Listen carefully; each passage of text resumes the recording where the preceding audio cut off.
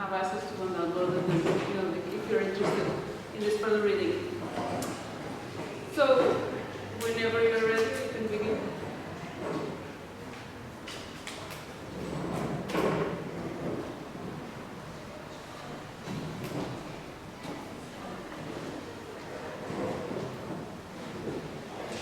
In the wake of the USSR's myth, Wired magazine ran a cover story titled The Long Boom, which claimed that, no longer encumbered by political strife and ideological antagonism, the world would now witness an unending market-driven prosperity.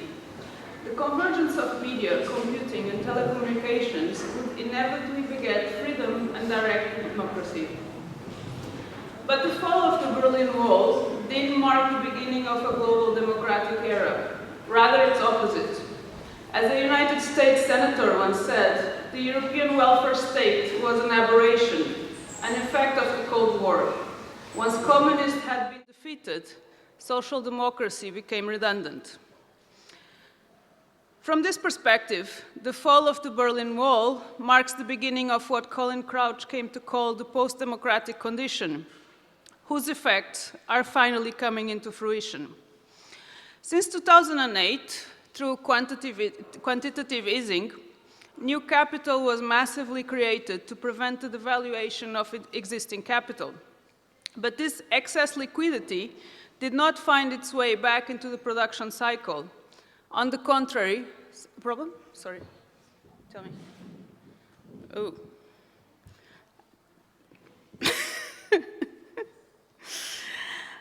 On the contrary, it was swiftly locked away into idle assets, such as luxury goods, art, or real estate.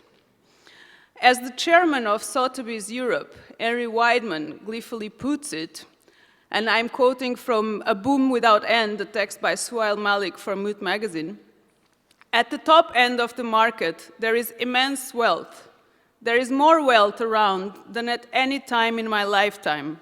It's all over the world. This wealth, Weidman describes, is not just the wealth of the super rich, but also that of hedge funds and investment companies, which in the last decade started to reflect the accelerated growth of global assets, as well as the exponential growth of hedge fund shares. With these new forms of investment apparently overhauling conspicuous consumption, traditionally seen as the drive behind the art market. In short, art became a new asset class. Now, artworks have been traditionally described by sociologists as Veblen goods. Veblen goods are usually described as commodities whose consumption and subsequent utility depends on the negative consumption of those same goods by others, meaning if I have it, you cannot have it, which is like the perfect definition for owning a Picasso. Typically, the acquiring of luxury goods and services to publicly display the economic power or the income or the accumulated wealth of the buyer.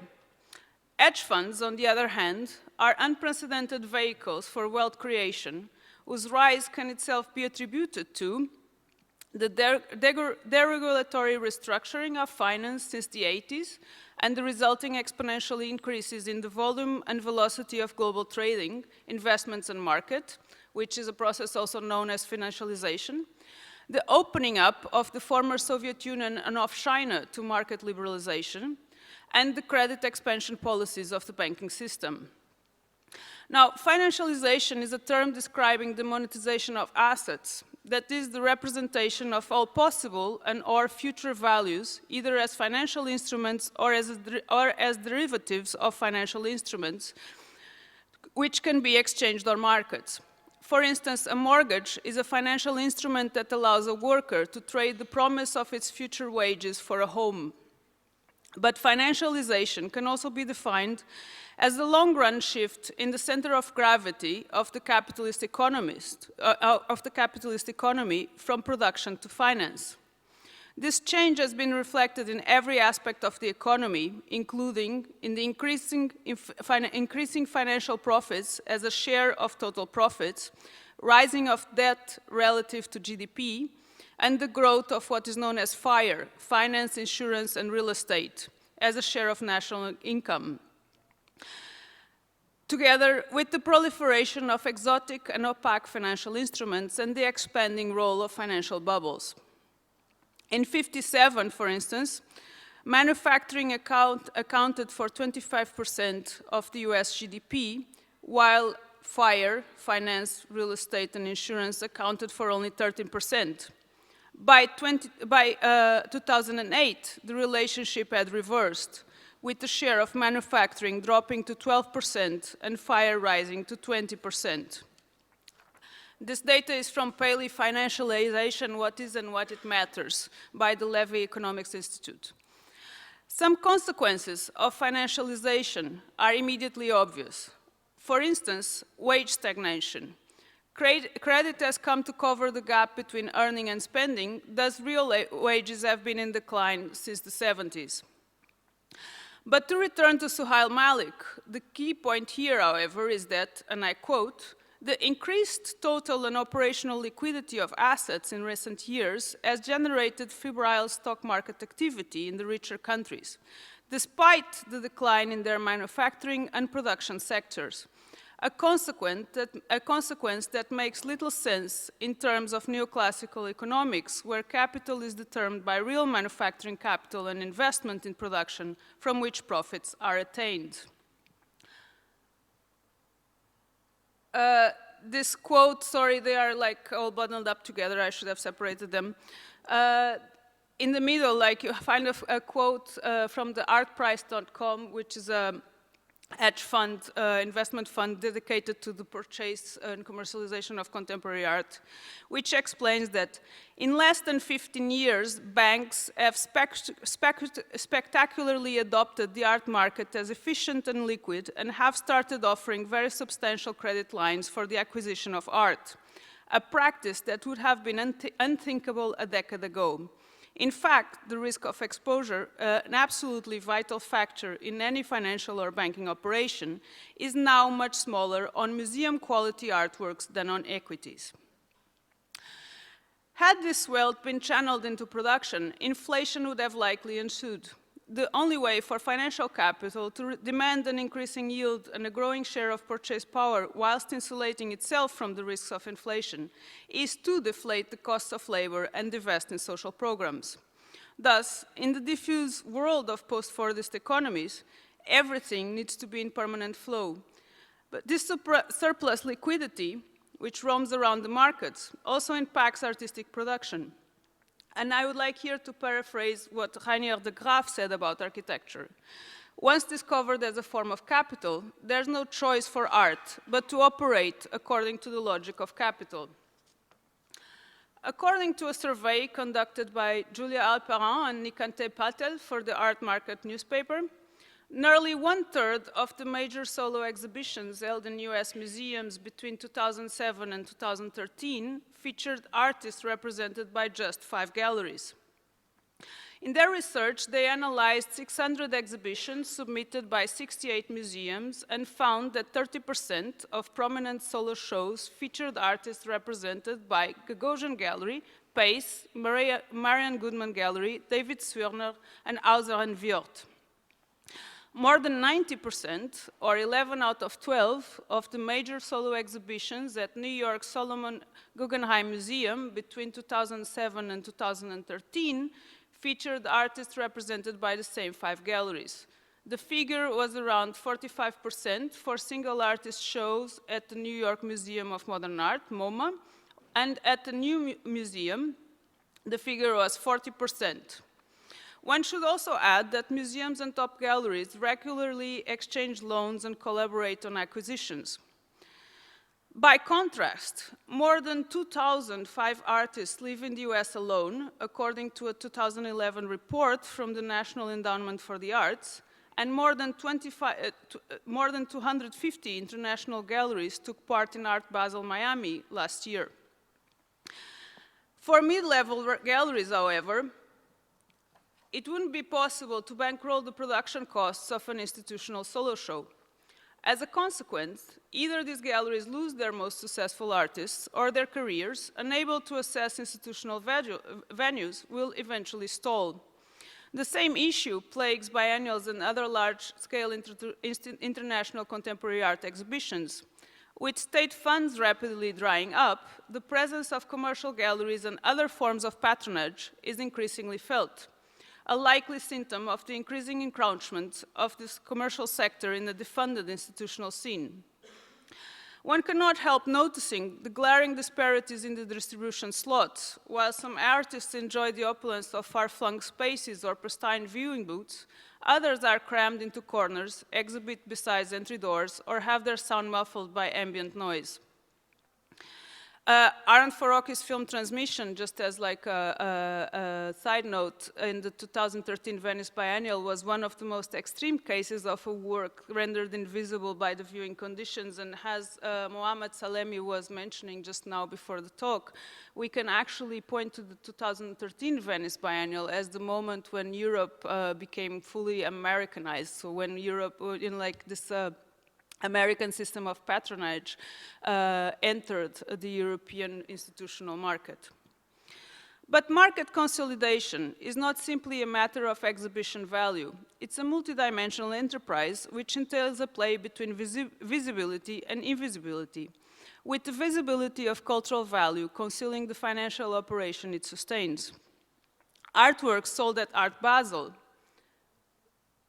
are often brought directly to the Geneva Freeport, a warehouse complex in Geneva, Switzerland, dedicated to the storage of art and other valuables. Geneva is the oldest and largest Freeport facility and the one with the most artworks. According to a report in the New York Times, dealers and collectors, and I quote the report, come for the security and stay for the tax treatment.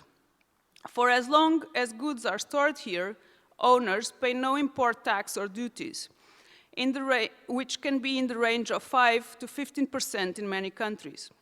If the work is sold while at the Freeport, the owner pays no transaction tax either.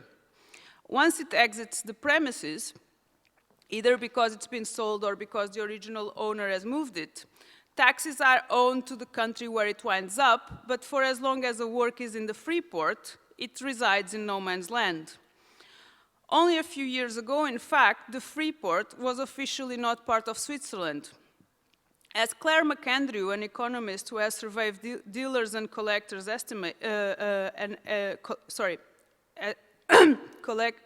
collectors and dealers, estimates that in the United States, private sales make up to 70% of all transactions, which means that once the work enters the Freeport, and though of course there are no official figures for what happens there, a work can be sold over 16 times over and never move physically, so always remain in that place.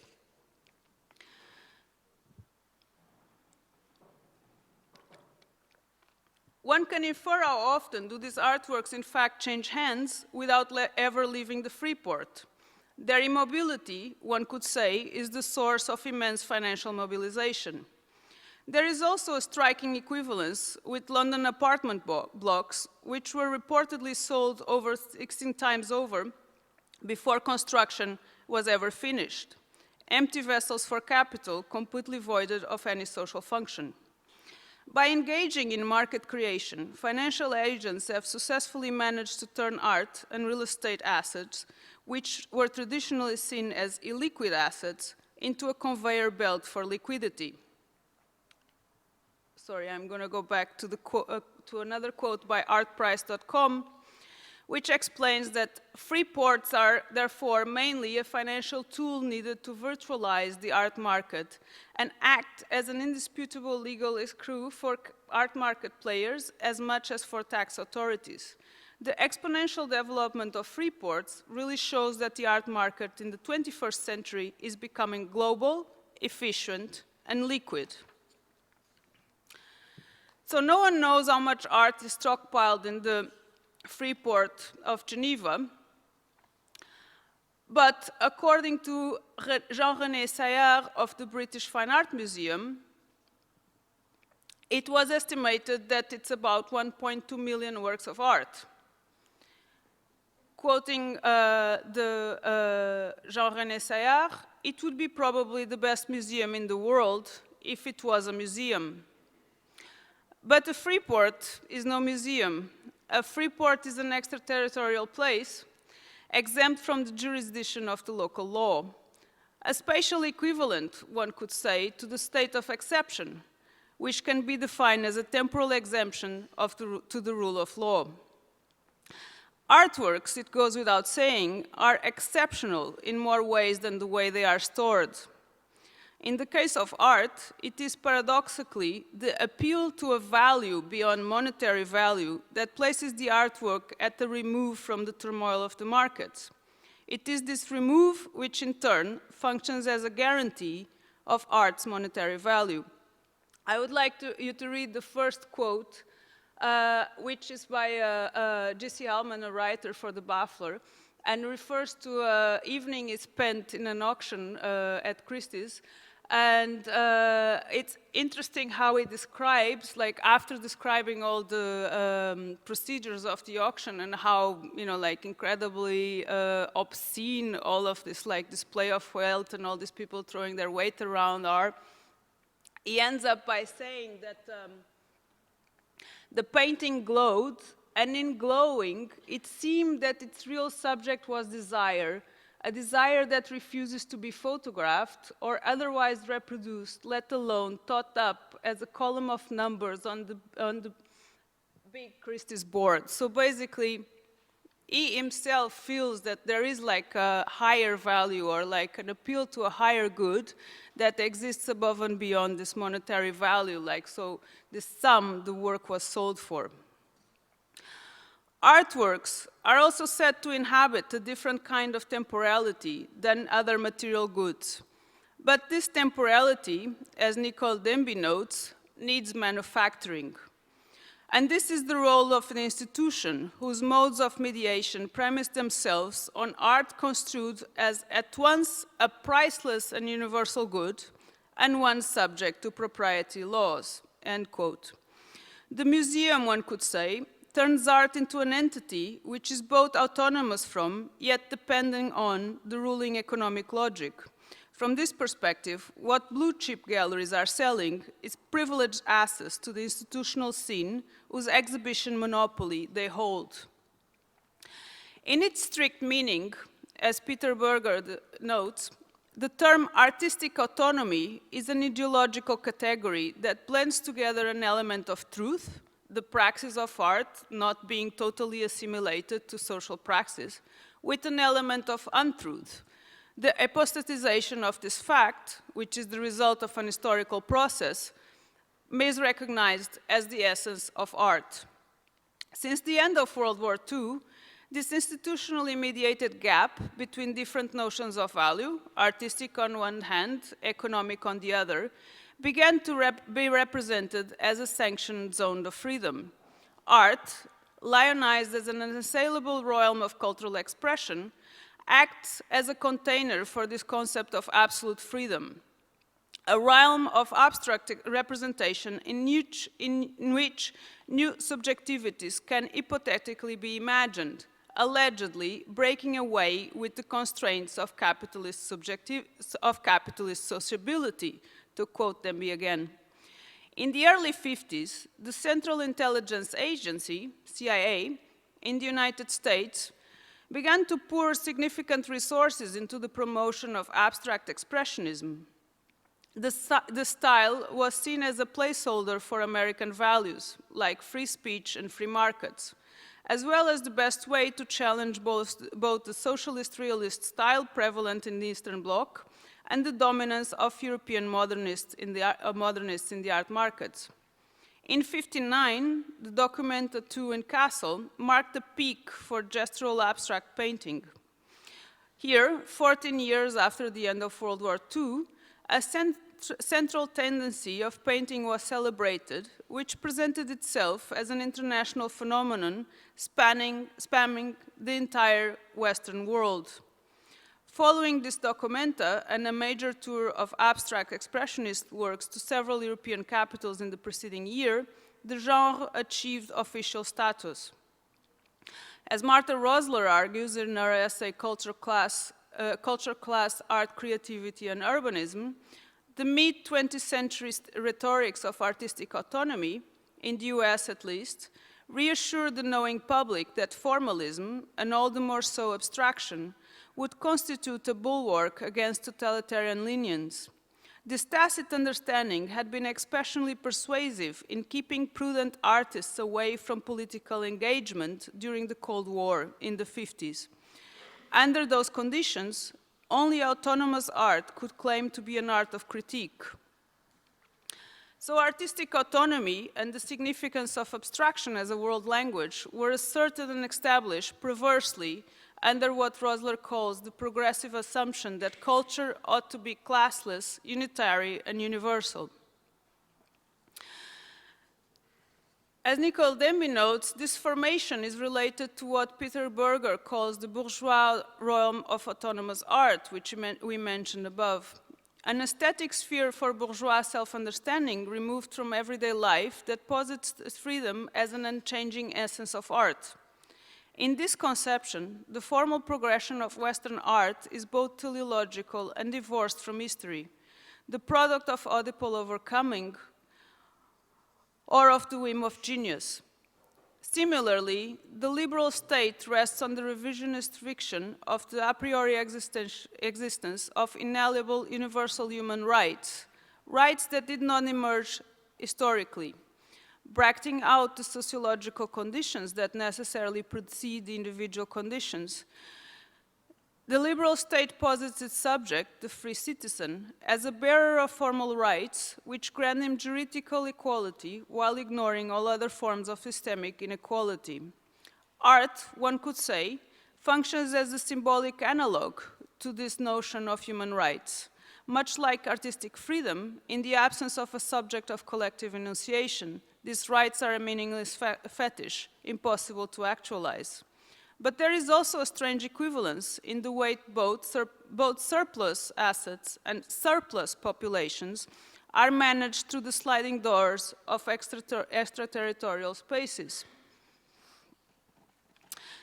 Metaphorically speaking, a free port could be construed as the obverse of the refugee camp, whereas a camp is a temporary settlement turned into a permanent condition, a form of mobility predicated on mobilization.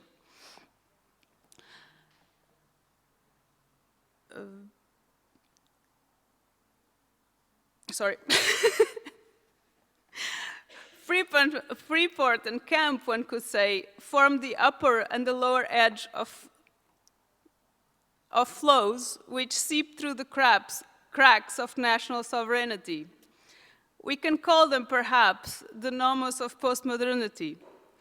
I'm here referring to Italian philosopher Giorgio Agamben, who famously claimed that the camp is the nomos of modernity. According to Agamben, sovereignty involves a particular kind of relationship to human life. To be precise, sovereignty divides life into types of modes of existence. This can roughly be rendered as simple physical or bare life, and qualified or politically recognized life, life that is adorned with the forms of meaning derived from political recognition and representation. If one were to ask, what is the social form of postmodernity, the answer could be the camp escaping its walls and taking over all of social life, imposing its own logic and logistics. Or to use this fantastic expression that Mark Sinker coined in the Loving the Alien, the form of postmodernity could be the whole planet turning black.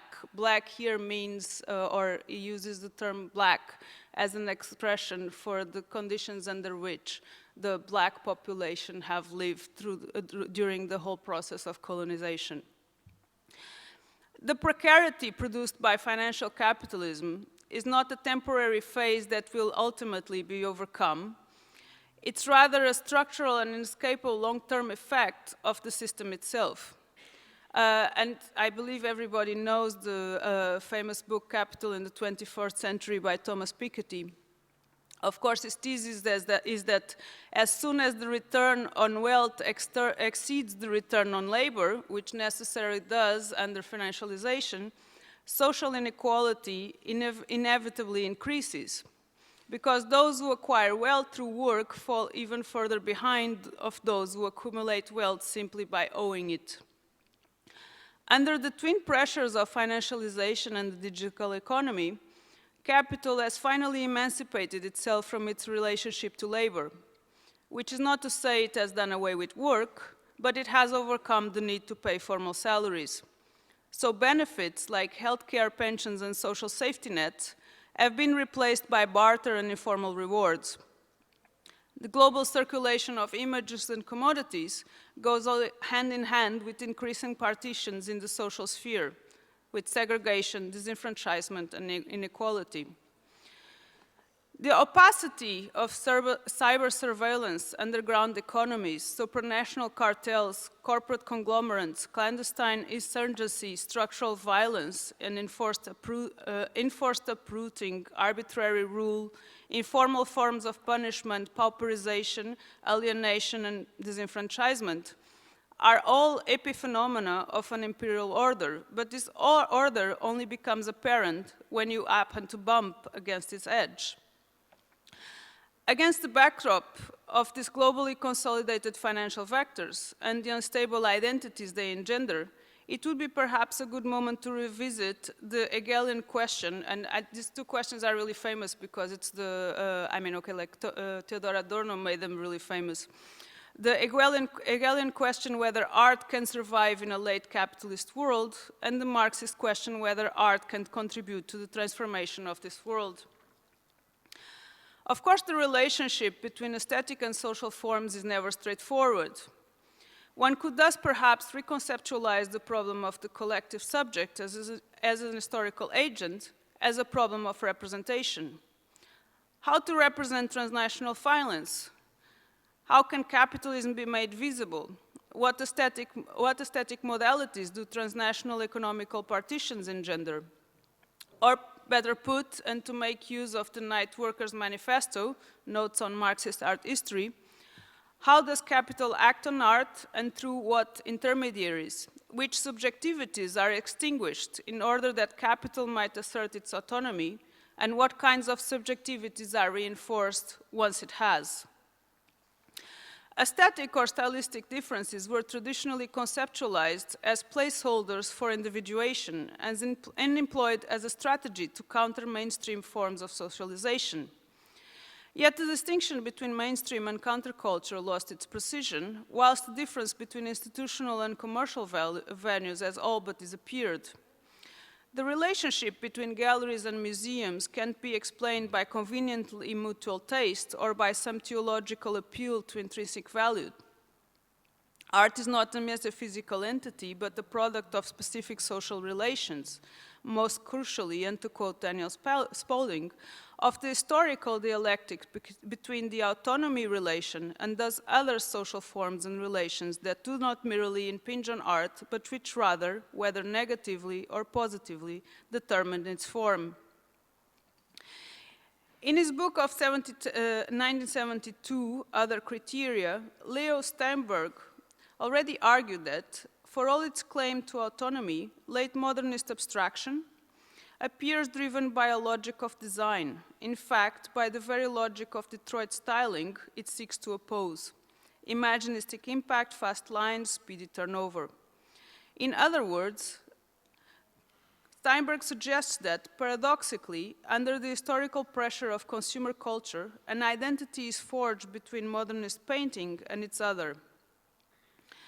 Whether this other is called kitsch, theatricality, or design. Once modernism can freely be reinterpreted as a style, it becomes easy to dissociate form, however radical, from the social exteriority from which it springs. So maybe the transition from industry to finance. I'm showing two images. This is a bit arbitrary. It's Alex Israel and Tauba Auerbach. They are quoted in artprice.com as the best-selling artists under 35. Others are Lucian Smith, David Ostrovsky, and Oscar Murillo, the top 5. Maybe the transition from industry to finance can also be seen as an aesthetic rather than an economical problem. Or perhaps financialization can also be described as a style. What Emily Apter called one-worldedness, sorry, this is difficult to say,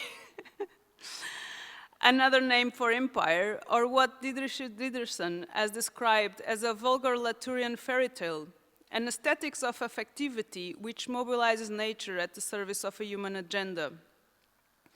A common theme in Romanticism that is about to be intensified by the introduction of the... Whereas the factory of Andy Warhol mimicked the operations of a media conglomerate, present-day artists evoke dot-com companies in a synthesis of this Warholian currency, dabbling with appropriation, debasement, and iconophilia, and symbolist themes and tropes, like a mercurial field, the over-humanization of nature, existential ennui, pastiche, exoterism, and disaffection. Rather than signaling a departure from naturalism, these contemporary art practices tend to identify culture with the technosphere, a classless, unitary, and universal negative totality, completely divorced from the process of socialization. Fluidity is the aesthetic ideology of finance. Everything metamorphic can be seen as an analog for currency. But when people are prompted to be like water, the imperative of liquidity becomes a metaphor for the new post-democratic condition. What we call third nature is in fact reified history, whilst what appears as convention can also be construed as an allegory. Contemporary art is a degraded cipher for the total logic of capital.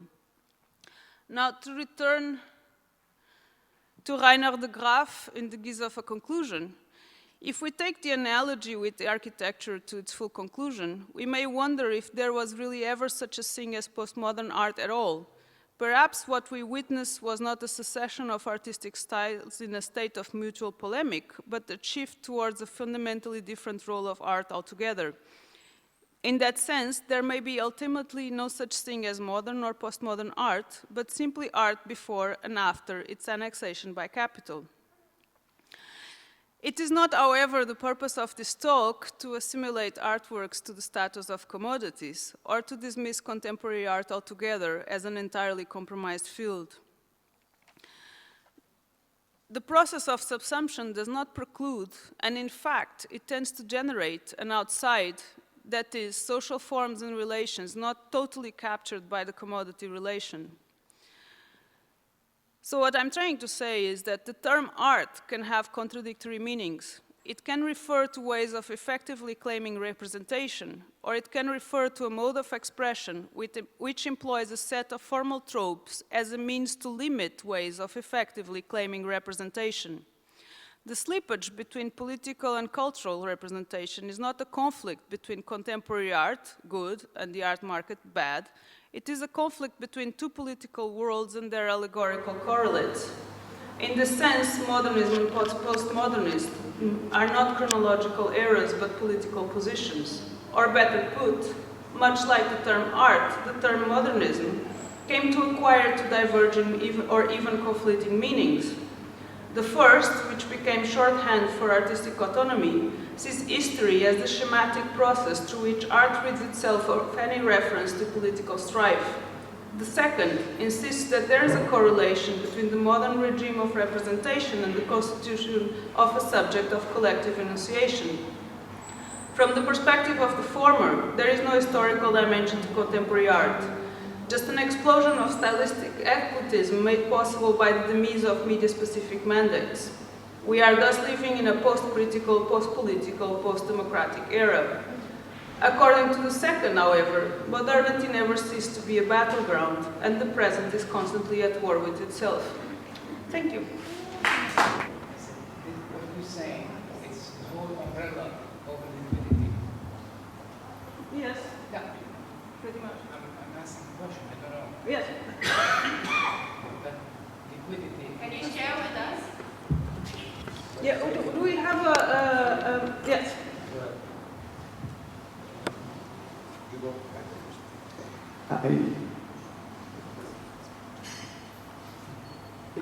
Your work is definitely academic, And but it seems that the center of it is liquidity, and liquidity in the commercial aspect. Theoretically, it's really it's a moving object. It's not something solid, static. Liquidity is something that moves around, and it depends how fast and how big. This is how it gets valued. Sorry, depends on how big? No, depends on how big, how thick it is, and how fast. Yes. Then it takes a value. This is the two criteria. There are other derivatives, but the main criteria is the volume of it and the speed of it.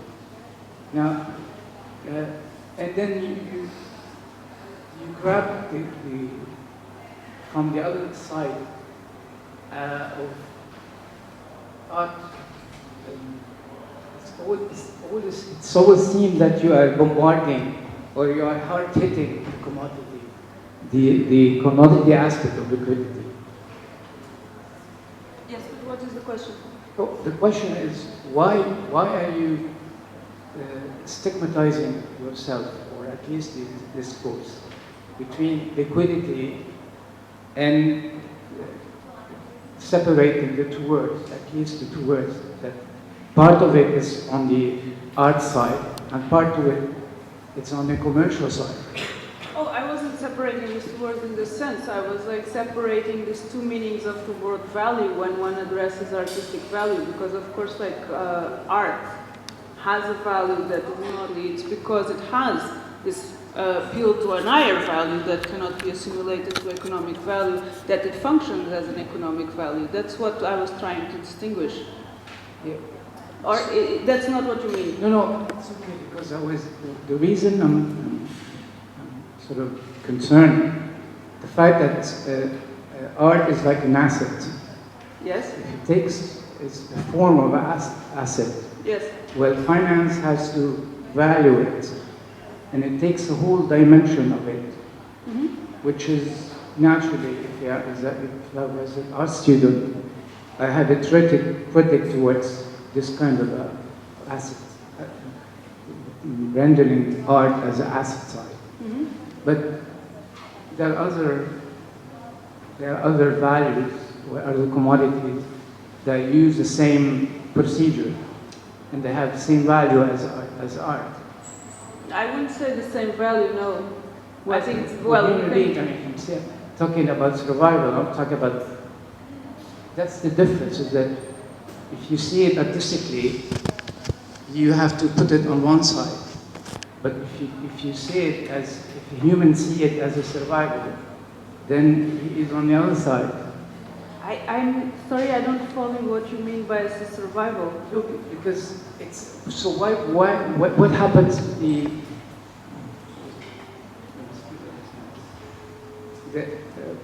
as art is being modulated as assets, and then the rest is like, we don't know about it.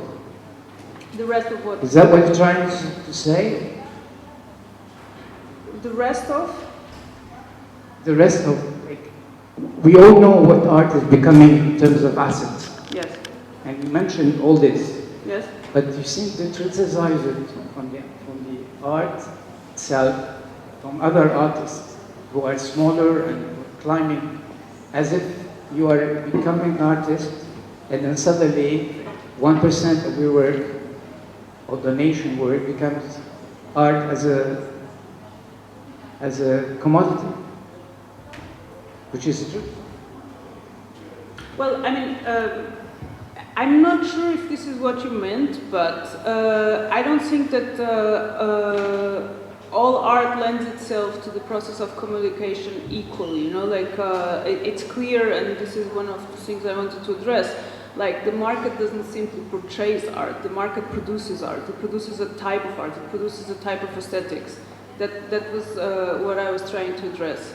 But then this is one question. Then the other question is like, of course, like all art, because like there is no real differentiation between the distribution circuits, and as I was saying, like this commercial and institutional circuit are completely like merging, you know, like there is an encroachment of all these interests of patronage and commercial interest in the institutional scene that was up until recently still relatively independent. So of course, like all art that will be, you know, like the moment any kind of artwork gets exhibited, it will tend to be subsumed in this process of like circulation, distribution, and purchase. But this doesn't, and that was also like what I was trying to say, this doesn't exhaust like, let's say, what art is from an ontological perspective. You know, it's not as if like art can be completely assimilated to a commodity, because of course like this process of subsumption always produces or always generates its outside. You know, it's not as if like there is no outside of the capitalist system of accumulation. There's always an outside. There's even the outside that is a necessary residue of the process itself. I'm not sure this is what you were. I'm not sure this answers what you were saying. Sorry. Maybe we can talk a little bit afterwards.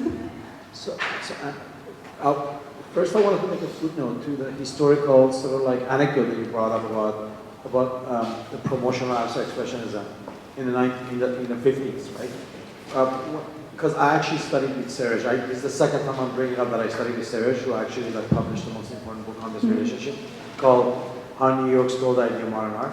And actually, this sort of like embeddedness of capital had a lot to do with the internal politics of America at the time, because the government agencies could not be mobilized because they were vehemently anti-modern art. So the people who like planned this idea that like American government can promote American abstract expressionism as a form of avant-garde had to go to private donors because they operated outside of government budget, outside of government institutions, that they could easily be tucked into this plan.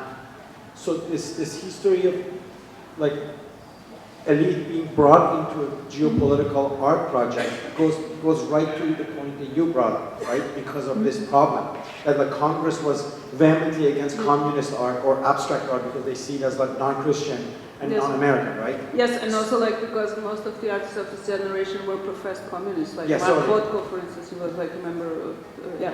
And so like there begins the involvement of like the property owning and like rich class with the endeavors of modern art. The other thing is like what is interesting is like this parallel between sort of like political parties, like every political party who aspires to rule the very same neoliberal system, right? It's like none of them can think outside of this, and it's almost like parallel with like every artist who aspires to become a blue chip artist wants to become this type of blue chip artist and produce this type of particular aesthetics that lend itself to this type of like storage, display, traffic, and all that. So part of it has to do with how artists who ambitious artists don't want to like be even more ambitious and think of other ways to sort of like become well known or function as you know what I mean. And they all want to be part of this very same system, even though they understand its limitations. Yeah, but the problem is always the problem of like artists not being a political subject, no? Because of course you cannot do it individually. You cannot go, oh, I decided to exist outside of the system. Then you end up in welfare. No, like it's just not possible to exist outside of the system. The system can only be recreated or reconstructed from the perspective of the collective, or you know, like you always need this like collective agency. You know, like to propose like a completely or a radically new type of system. So I proposed this in the past that like a society that does not have a heated class struggle cannot have really interesting dynamic art, because it is actually the ferocity of class struggle in a society that directly or indirectly results in really dynamic artistic movement. Even if you look at like America, like some of the more interesting American art, because I actually consider abstract expressionism interesting. I don't write it off. I consider what happened in the USA from like post-war period, probably all the way to like even like a decade ago, very kind of interesting development. But to me, that was happening because the United States actually had a heated class struggle that was going on, and of course this class struggle was like kind of like concluded or like was like lowered in the favor of the higher classes rather than lower classes. And the class struggle now is reversed, which is now we have a class struggle in which rich people wage a class war on the poor people, right?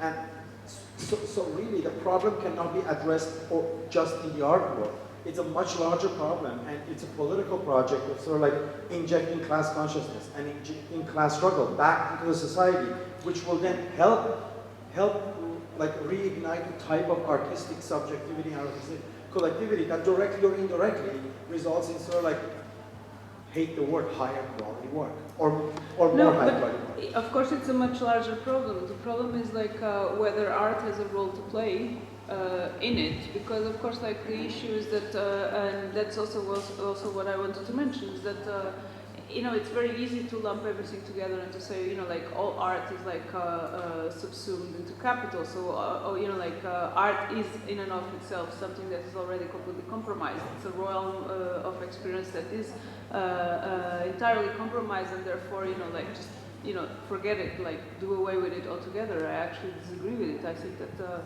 if you don't really have this realm of aesthetic experience, you are completely unable to imagine an alternative. So, yeah, I would say that's fundamental. Oh, I wanted to show a small film, but okay, like first, like since we started with the questions, and I completely forgot that I wanted to show a small film. So I have maybe it's a weird question, but, and I'll ask it before I'd like to try and think together a third way through this. A third way, like Tony Blair? Like Tony Blair, or something outside of the way you concluded with postmodernism and modernism. Oh, I would do away with this like chronological markers altogether. Yeah, but like if this is like a kind of standstill that we may be in right now, and just to kind of play or speculate in a way to kind of move away or move through it, and maybe to map some of this new formation of space onto the body. So the way that borders, traditionally, the political body becomes the individual body. What you're showing is extra statecraft, these extraterritorial zones. If we think of them in bodily, in biological terms, that we might have extra statecraft pockets within us, which are the spaces of liquidity. So not the whole body as a space of liquidity, I think that's fallacy, but pockets of liquidity. And I guess it's a synthesis of the postmodern and modern when they're cancerous. That would be both war against yourself and the postmodern, post-history, post-historical. But if we don't think of them as cancerous and we think of them as alienated pockets of the self, then there's a very strange class conflict, an internal class conflict, an internal horizon. And, maybe yeah, I mean, I don't know if I got it correctly, but I would say, yeah, absolutely. You know, like, of course, like, you know, we are always like a bundle of like contrary desires and motives and expectations. You know, like, of course, like, nobody is, you know, like, no subject is whole, like, in that sense. Like, but that's also like why I would say that, of course, there's always an outside. There's always an outside of every process. Yes. If you would wish to inscribe it on the inside. Hello. Okay, thank you very much. I was wondering if, so I just want to say, I share and I agree with what you have been saying, but I would also like to problematize it, and thereby also problematize sometimes how I talk about these things myself. So, I'm wondering what it does to the way in which we talk about art when we do it in such a general way, and also talking about art and value and liquidity and so much in relation also, let's say, to capitalism. Because obviously what you have been describing here is not taking place in the same intensity all over the world. So there is somehow an assumption that this is how it is working, but it is also not. And are we thereby also giving too much value actually to this way of understanding art? And is that a problem? No, also I would add, because I pointed to that, but I didn't develop it. I should have developed it more along the talk. Of course, like there's also like a polarization, and I mean a real market polarization, because what happens when you concentrate, you know, like there's this flow of wealth that just flows to the very top. You also have mid-market, or like let's say the mid-market galleries, like being completely like squeezed out of existence, because of course like they are forced to enter into the same system that is completely like under the hand, that is completely in the hands of like this blue chip galleries. So it becomes unlivable, so to say, you know, like, for instance, I heard, and I'm just like, maybe I'm wrong, I heard from friends that to enter Art Basel you have to pay 80,000 euros per booth, yeah, as a gallery. 80,000 euros is a totally ridiculous sum for a gallery like David Zwirner, because they make a sale of like 5 million in the first day. But 80,000 euros for any mid-level gallery, it's an enormous sum. You know, it's like, it's really, you know, like it forces them into debt in order to guarantee an entrance into the market. And so basically, one could of course like relate this with, you know, like student debt, which is like the same way, you know, like a middle class is forced to enter like these debt contracts in order to be able to socially reproduce its way of life. So I mean, of course, like this, it's of course a generalized phenomena, you know, and it's reflected in the art world as it is reflected in higher education, as it is reflected, I mean, it's reflected in, all over, like in manifold social forms. Well, this happened to be a talk more focused on art, so, yes? But it does seem to be, I mean, it does seem, you're still talking about artists and galleries in specific places without saying it. You know what I mean? Because, I mean, I agree in that, you know, like I'm totally sympathetic with the whole argument, but when you said that there's no outside of this, I mean, I don't think I've ever met an artist who has like blue chip aspirations, or who would confess to having, who would say they have blue chip aspirations. Sure, but I also think that like, I mean, I'm sure that, I mean, it's interesting because like the only sort of this like asset logic institutional space, but it's rapidly receding, and you have to, you know, like one has to be aware of this, because like for instance in Berlin, most of the institutions now they don't have a budget for a program. Since they don't have a budget, they of course have to ask the galleries or the artists to bankroll the exhibition, and most artists or most galleries they cannot do. So naturally, you know, like one could say that almost spontaneously, all the institutions navigate, you know, like to this sphere of distribution where actually the money is.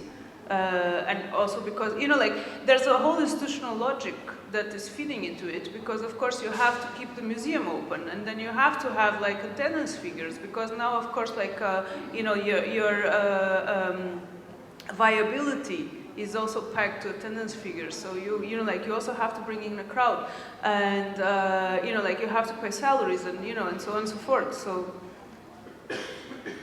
you're skeptical. Well, it just seems fatalistic, right? You know, it seems like there must be other models that work. Well, I mean, before, in the past, you had government funding.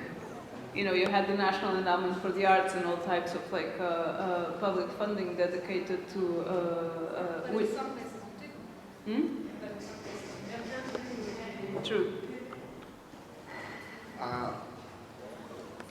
I have a question of, I don't want to be that calling for or to clarify an alternative or solution, but it's that you said part of your lecture was talking about the autonomous art or the autonomy.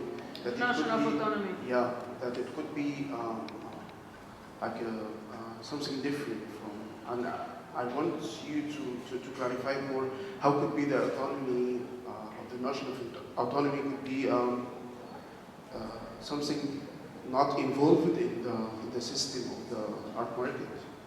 No, what I was saying was that this idea of artistic autonomy, which is a concept that emerges out of an historical process, is then misidentified or misrecognized as the essence of art. And you know, like then you have like this paradox that comes with it. That you know, like because you say that art is autonomous, so it's autonomous from commodity production. It ends up like having an added value as a commodity. You know, like all this logic of like having the institution function as a mediator that removes whatever art is produced from the turmoil of the market, but precisely because then art is placed at this remove, it acquires like this paradoxical higher value than the market value because of this, you know, because it starts to exist on a completely different temporality.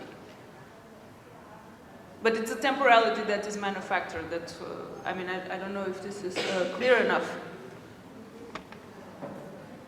I want to, sorry for maybe monopolizing, but because I want to actually point out to one aspect of your talk that actually opens it up to people who think maybe it was too pessimistic or like maybe. Oh, but I wasn't pessimistic at all. No, all. I know, totally. That's what I'm saying. Like I want to like bring it, you know, like and I completely agree with you about like this contradiction between art being considered art because it's got qualities that cannot be monetized and quantified, but like art becoming quantified and monetized because of having those values that cannot be quantified. Well, because that's what makes it so appealing as an asset, Yeah, no? so Like, this, I mean, and then there is, let me just, there's a really interesting paradox at play here because everybody buys art and, you know, like all these hedge funds, everybody knows that they buy art in order to sell it in short term, like 5 years, 7 years, 10 years. That's how they operate. They have like this, you know, like this is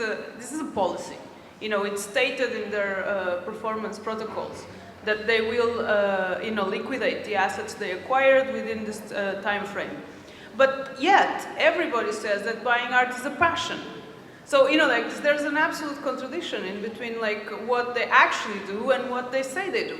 And then, of course, like, the question is, okay, so what happens? Because it's clear, everybody's buying art because art is a passion for everybody, so everybody's buying art to keep it because it's a timeless, you know, like, and let's say, priceless value that cannot be ever converted back into cash, right? But at the same time, everybody knows that everybody else is going to convert it back into cash at some point, and it's not going to be in a long term, you know, it's not going to be in 50 years or in 100 years. It's going to be in 5 years, or it's going to be like for some that started to purchase contemporary art like 10 years ago. It's already, you know, like, and this is already happening. This kind of like. What I was trying to say is that this contradiction is actually a site for agency in more than one way. For instance, like because of the we can buy art. Yes. No, what I'm saying is like because of, say, as an example, right? Because of a lot of negative publicity by art critics around the notion of zombie abstraction and actually attacking Lucian as like the sign of this, his prices have dropped, and now people are trying to get rid of a lot of like his work. Yes. So like art criticism is one of those places in which a lot of this rift, this contradiction, can be mobilized for increasing the quality of the work, or for sort of like putting emphasis on better work. Mm-hmm. And you see it already in action, right? And in fact, that's why there's so much obsession by forces of the market to make sure that art criticism remains propagandistic and loses its autonomy in terms of being able to qualify what is good art and create sort of like what we call jurisdiction for judging art. What is good art and what is bad art. And I think your paper points out to this amazing space that actually is open, in which we can have agency and we can have kind of like use it to sort of like do something more productive for them. Yeah, and for instance, like the internet has played a huge role in opening up this possibility because, you know, like up until like this new media came into being, almost all the magazines, they really had like this direct relationship in between commercial space and editorial space. So basically the articles were paid by advertisement, like literally. You were told to write about the stuff that was being advertised on the other page. So now, actually, there is like the possibility to, you know, like, and basically art criticism that was beyond that has somehow experienced a revival. It's true.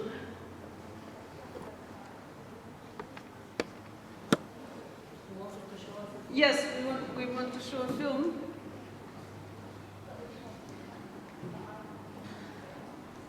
And it's a short film by Caitlin Berrigan that was shot in Beirut and Berlin, and that it ties up all of these loose hands of what I was mentioning in between real estate, art, and real estate. Caitlin Berrigan. A block of sheets and statements to contain a collection of words Can we as lower the lines light? on a page. Sorry. Can we lower the light a tiny bit?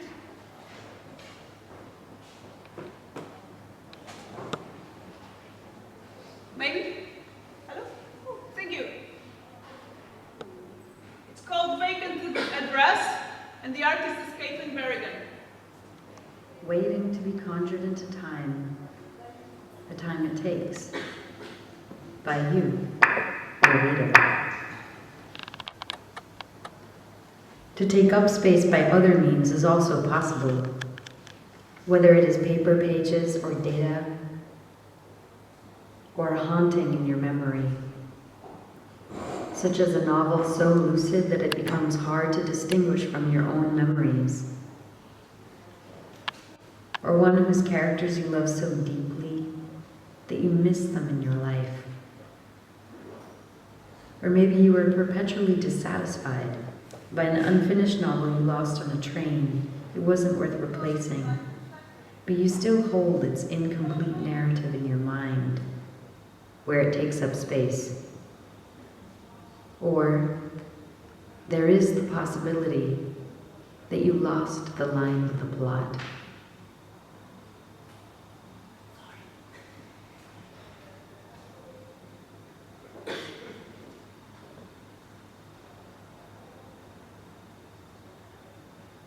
Here you are, between one story and another.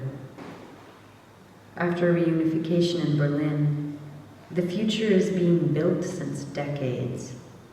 A dream of the 1990s, seeking occupants for its condominiums and atriums, still vacant, empty vessels of capital. Potsdamer Platz was losing so much money that Sony pulled out of its investment years ago for a loss of 150 million euro. The Sony Center is now owned by Merrill Lynch and a South Korean pension fund.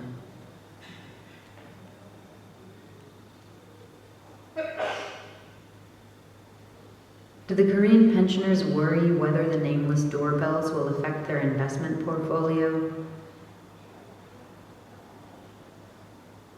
Do they worry about the people who should be lunching on the grass, arriving for business meetings, using the free Wi-Fi?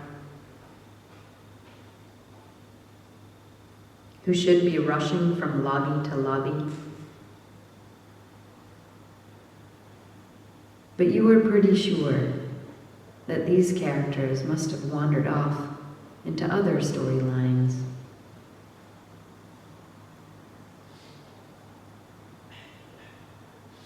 What remains unfinished in Berlin is wrapped in paper facades,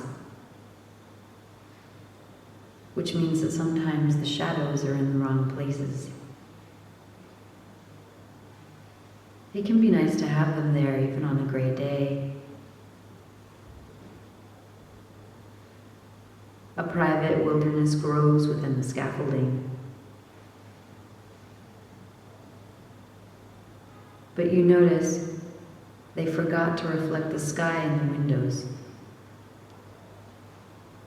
In 1914, Le Corbusier drew some lines on a page. The Domino House. Horizontal planes bisected with reinforced concrete columns and connected by the cascading zigzag of diagonal staircases suspended on air. It was a speculation, an incomplete idea, a skeleton that could be fleshed and skinned with a variety of internal compositions and exterior facades. He said the houses could be built in 3 days by pouring concrete into a form, like water into a bottle.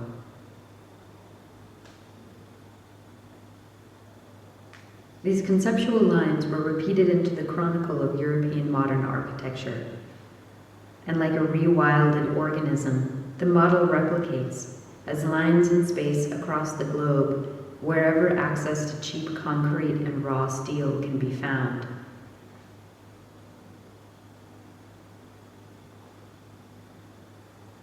Real estate holds a speculative value worth more than the materials in the land alone. To keep capital fluid, there is no better vessel than the construction industry. And excess shifted from one form to another. After an accident, you are seen by a doctor. When he tries to realign your spine, he tells you that the muscles on the left side of your body are full of sadness, and the muscles on your right are full of rage. You smile because you know it is true, but you do not know why. It precedes the accident. It makes you think, how is it possible to move through the world in this way? One half of your body driven by sadness, and the other by rage. You think, there must be something else contained in that volume of bifurcated muscle that propels you. The optimism of Le Corbusier's architectural revolution disturbs you because people say he was a fascist. All fascists dream of the world ending, and all fascists dream of the world beginning. Fresh, new lines on a page, a proper narrative.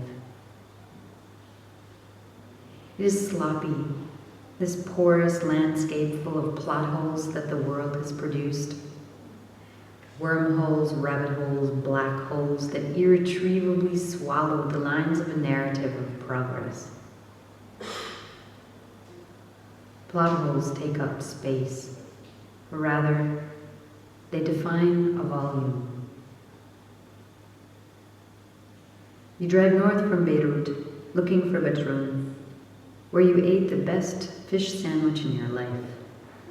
You try to follow the coast, but the road that is drawn on the map is not there when you arrive. The infrastructure can be erratic. There's no water in Beirut. Each morning, a truck refills the tanks of individual apartments with lightly salty water. And yet here it is, washing away the road. A distance of 30 minutes takes you 3 times as long, and you arrive only in Junier. This was a beach resort to wait out the blood, an escape from the city during the Lebanese Civil War. The old casino is rebuilt now with infinity pools overlooking the bend in the sea, and all the other half-built escape villas and hotels that slope up the mountain. You find a perforated volume of a building with a satellite dish and a porch swing. The man who lives there puts on his pants, which he isn't wearing when you arrive, greets you and makes you coffee. Before, he was working in Raqqa when the Syrian civil war began. Then Daesh, the Islamic State, took over the city.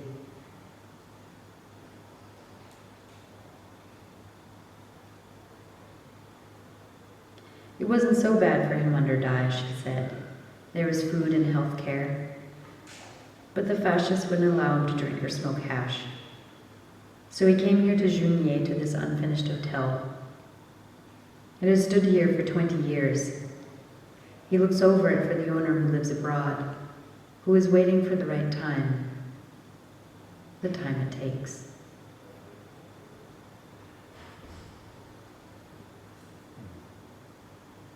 The sea passes through to the sky on the other side in these rooms without walls.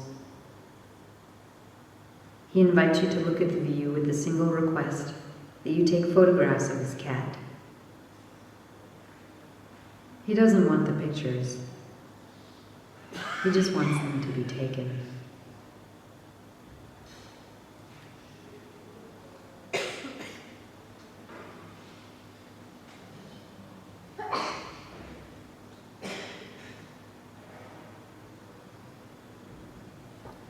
Okay.